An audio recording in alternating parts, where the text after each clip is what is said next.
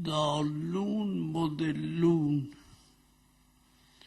العامة معتقدون بأن الله سبحانه وتعالى يوم القيامة يكشف عن ساقه ويضع قدمه في النار. وهؤلاء الجهال يقولون بأنكم مشركون. على أي حال فلا أدري أبكي أو أضحك.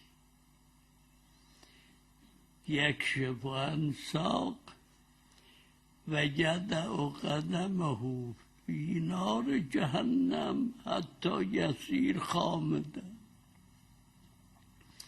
هذه العقيدة متخذة من التوراة المحرف وفي التوراة هم هكذا، يعني التوراة التي عند اليهود وإلا التوراة الأصلية عند صاحب الزمان. إنا أنزلنا التوراة فيها هدى ونور عنده.